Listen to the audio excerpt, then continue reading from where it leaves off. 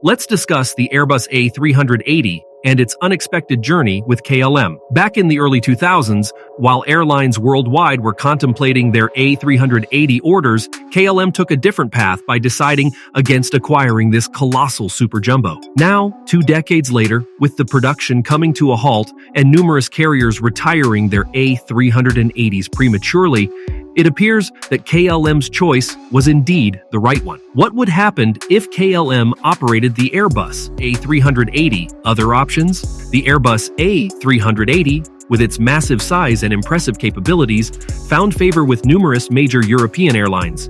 British Airways, Air France, and Lufthansa all made the decision to incorporate the A380 into their fleets, utilizing it on key high-capacity long-haul routes. Even Virgin Atlantic came close to acquiring the superjumbo, although they ultimately refrained from placing an order. However, while many airlines embraced the A380, KLM, the Dutch flag carrier, took a different stance and decided against introducing this behemoth into its operation. In this part, we will explore the reasons behind KLM's choice and delve into the other options that are better aligned with the airline's unique operating strategy. At the time of KLM's deliberations, the airline expressed a preference for operating aircraft half the size of the A380. It believed that few of its routes would necessitate the immense seating capacity offered by the superjumbo. Some of the destinations that KLM serves, such as New York JFK, Dubai, Nairobi, and Curacao, could potentially have accommodated the A380, but the airline felt that smaller aircraft would suffice. This sentiment was reported by Reuters and recounted in a post on airliners.net, shedding light on KLM's rationale. Prior to the potential introduction of the A380, KLM had maintained a strong allegiance to Boeing, having predominantly operated Boeing and McDonnell Douglas aircraft in its fleet. While the airline had already introduced the Airbus A330 in 2005, the majority of its aircraft were still from the Boeing family. Sticking with a primarily Boeing fleet likely offered KLM certain advantages, such as streamlined maintenance and training processes, as well as synergies in terms of spare parts and operational familiarity. Furthermore, KLM's specific operating model and service configuration made other aircraft more suitable for its needs. The airline traditionally opted for a lower density of business-class seats compared to other carriers and did not operate a first-class cabin.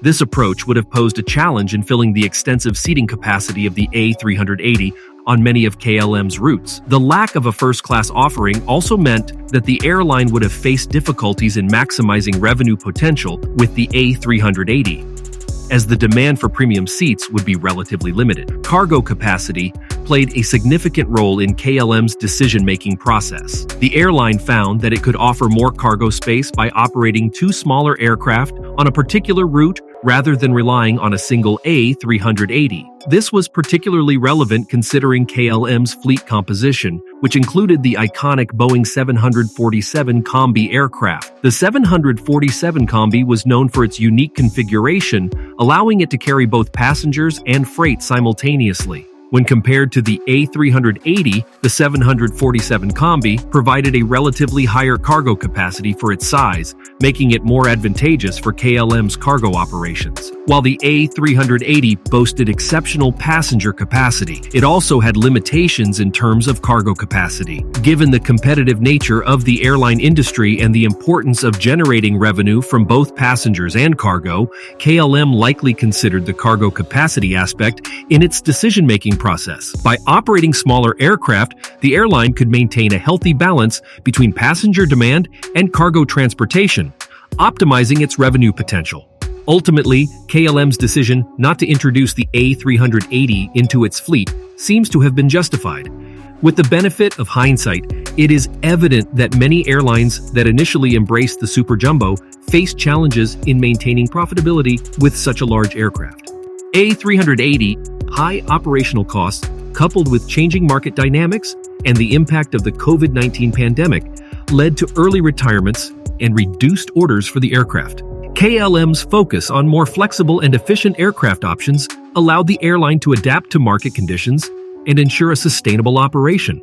KLM's decision to forgo the Airbus A380 in favor of other options was driven by various factors: the airline's preference for smaller aircraft, its loyalty to the Boeing brand, the specific characteristics of its business class and cargo operations, and the overall market dynamics influence this strategic choice. While the A380 undoubtedly captured the imagination of the aviation industry, KLM's calculated decision proved to be the right one, avoiding the challenges faced by other airlines and allowing the Dutch carrier to maintain its operational efficiency and profitability. What would KLM have done with the A380? If KLM had chosen to incorporate the Airbus A380 into its fleet, it is likely that the airline would have opted for a small number of aircraft. Due to the limited number of destinations that could accommodate the A380's capacity, a small fleet would have been more practical.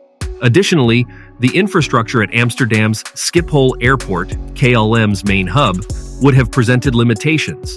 Expanding the number of gates or implementing remote stands specifically designed for the A380 would have required significant investment, which KLM may have been hesitant to undertake. The decision to operate a small fleet would have posed challenges for KLM, and this could have been one of the factors that led the airline to reject the A380 in the first place. Operating and maintaining a smaller fleet of A380s would have resulted in higher costs per unit. Considering the significant expenses associated with maintaining and operating such a large aircraft. In terms of the cabin configuration, it is likely that KLM would have opted for a higher seating capacity compared to other European carriers. The absence of a first-class cabin would have been consistent with KLM's operating model, and the airline would have most likely chosen a three-class layout to cater to different passenger segments. Comparing KLM's long-haul economy class with that of Air France, there are several similarities in terms of seating and comfort. However, KLM would have likely exceeded Air France's 389-seat economy layout on the A380. On the other hand, KLM's business class section would have likely featured fewer seats than Air France's, considering KLM's traditional lower density in this class. While it is interesting to speculate whether KLM would have introduced unique features such as a lounge or bar space for premium passengers, similar to what some other airlines have done on the A380, it seems unlikely based on the choices made by other European operators. It is worth noting that the A380's configuration and potential passenger capacity would have varied depending on the airline's preferences and market demands. While it's possible to imagine different scenarios for KLM's A380, it is challenging to determine the exact details without official confirmation or specific plans from the airline itself. Considering the vast seating capacity of the A380, even in its standard layout, it is safe to assume that KLM's version of the aircraft would have provided a comfortable and enjoyable travel experience for its passengers.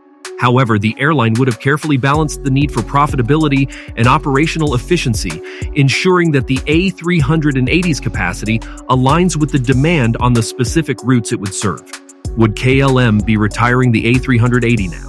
Given the challenges faced by many airlines with the Airbus A380, it is highly likely that KLM would have also chosen to retire the A380 by now if they had incorporated it into their fleet. The issues associated with the large capacity, limited destination airport suitability, running costs, and efficiency have led to a general industry trend of shifting towards more efficient twin-engine aircraft. In this regard, KLM's decision to forego the A300 82 decades ago appears to have been a wise one. As Airbus has announced the discontinuation of A380 production this year, several airlines have already started phasing out the aircraft from their fleets. This process began several years ago, with Malaysia Airlines attempting to lease its A380s in 2016 and Singapore Airlines returning 4 leased aircraft between 2017 and 2018. However, retirements have accelerated in 2020 due to the significant decline in passenger traffic caused by the global pandemic. To provide a relevant comparison, we can look at Air France, which is part of the Air France KLM group. Air France had a fleet of 10 A380 aircraft, and it began retiring them in February 2020 when the first A380 reached just 10 years of service. This retirement plan was set to be completed by 2022 and came at a cost of approximately 370 million euros, $399 million for the airline. If KLM had chosen to operate the A380, it is highly likely that their experience would have mirrored that of Air France. The reasons that initially made the A380 an unattractive choice for KLM would likely still hold true. Interestingly, Air France initially saw advantages in utilizing the A380 at busy airports and maximizing slot utilization. However, these factors ultimately did not play a significant role in Air France's decision to retire the A380, and it is reasonable to assume that KLM would have had a similar experience. While it is impossible to know for certain what would have transpired had KLM taken the A380, the evidence suggests that the decision not to adopt the aircraft was the right one. The challenges faced by numerous airlines with the A380's operational costs, limited route options, and changing market dynamics reinforced the notion that KLM made a prudent choice. The retirements and discontinuation of production are indicative of the overall industry sentiment towards the A380, further validating KLM's decision to focus on more efficient and adaptable aircraft options. While the A380 captured the world's fascination, KLM's preference for smaller aircraft, its commitment to operational efficiency, and its focus on passenger experience has allowed the airline to thrive. Join us in future videos as we explore more intriguing stories from the world of aviation. Don't forget to like, share, and subscribe for more exciting content.